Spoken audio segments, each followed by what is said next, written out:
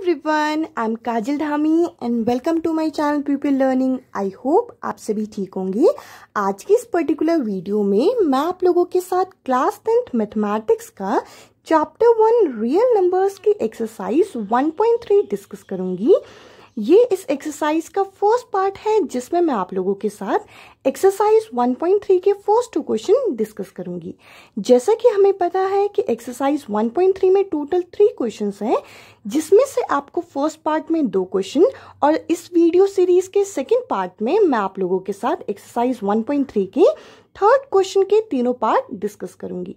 चलिए video start करते हैं।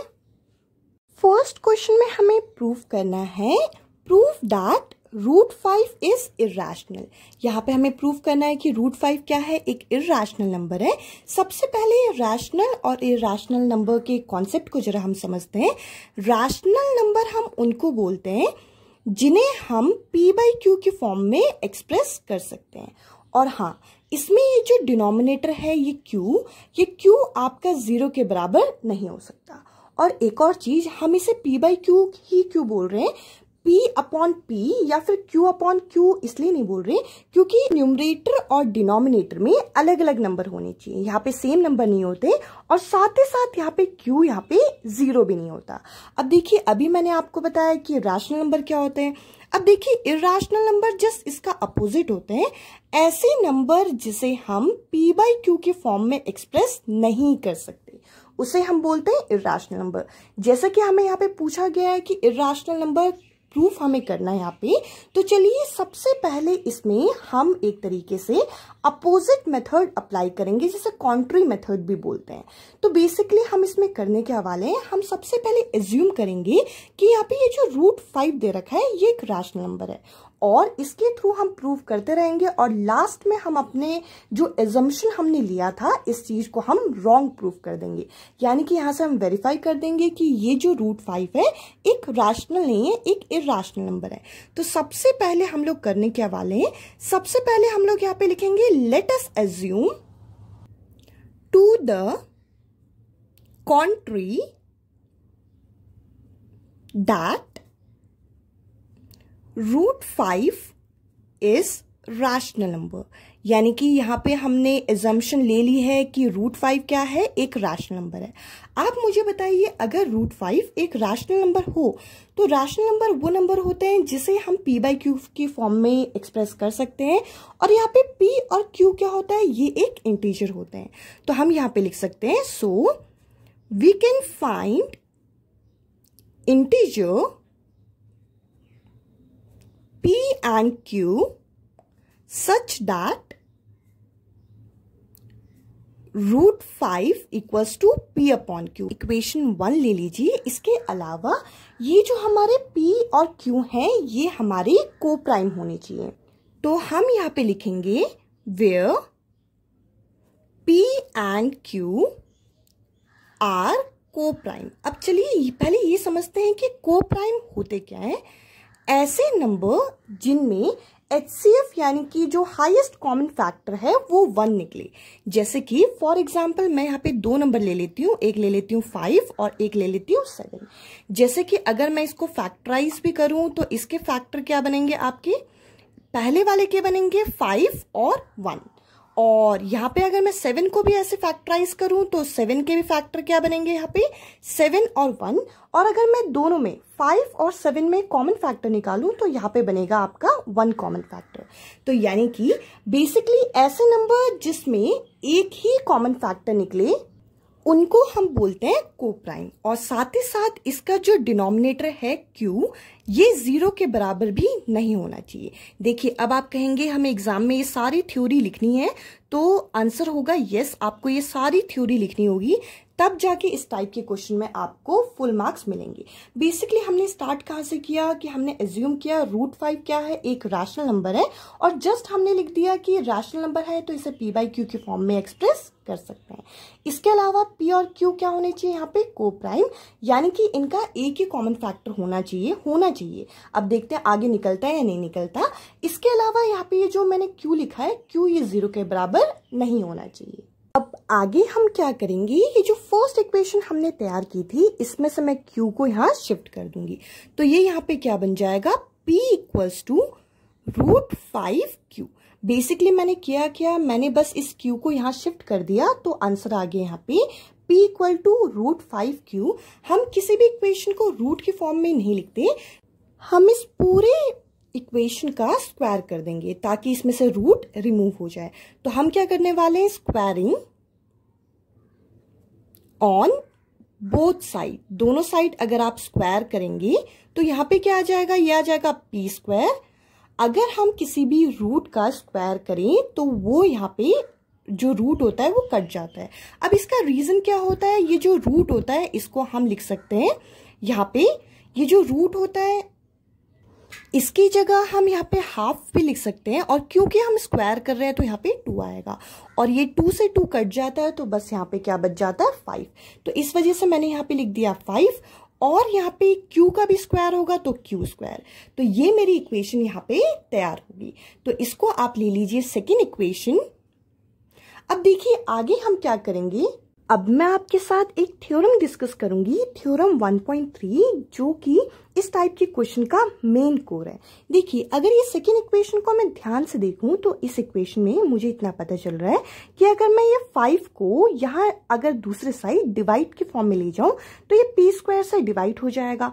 तो देखिए ये थ्योरम ये बोलता है, यहाँ पे आपको इस थ्योरम को थोड़ा ब्रीफ भी करना पड़ेगा।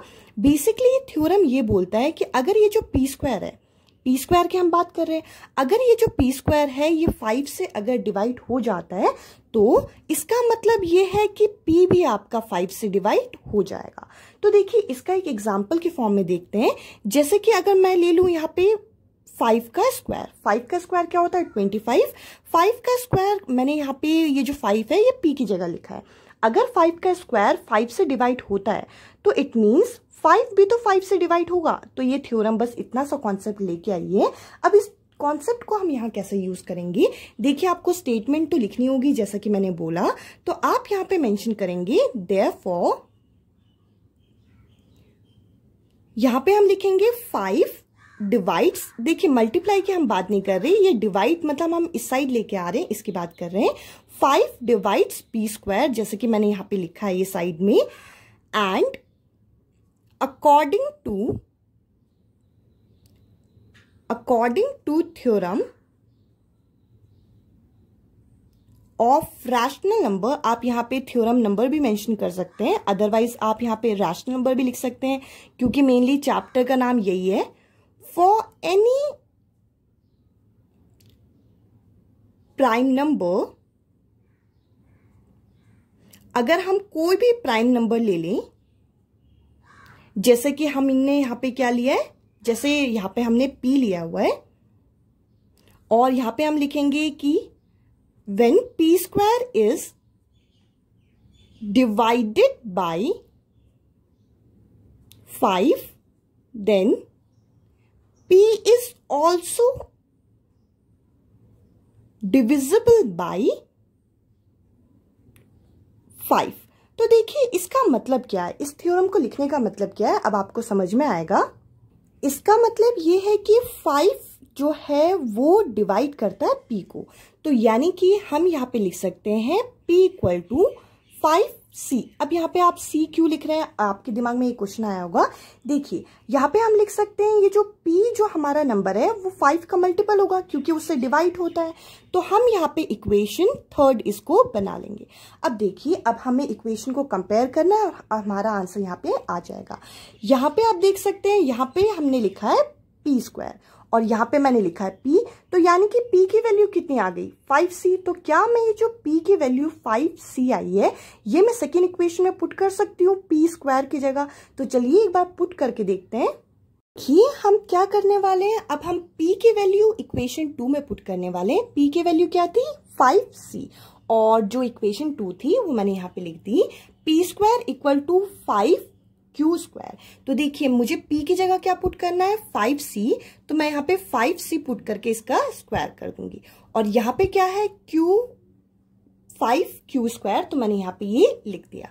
अब देखिए यहाँ पे आपको स्क्वायर करना है, 5 का स्क्वायर करेंगे तो 25 आएगा, और c का स्क्वायर तो c स्क्वायर रहेगा।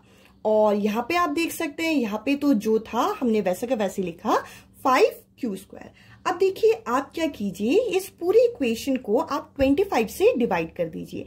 अब देखिए हम क्या कर रहे हैं, डिवाइड बाय 25 वी गेट, तो हमें यहाँ पे क्या आंसर मिलेगा, ये जो c स्क्वायर है ये तो सिंगल बचेगा क्योंकि 25 से 25 कैंसिल हो जाएगा।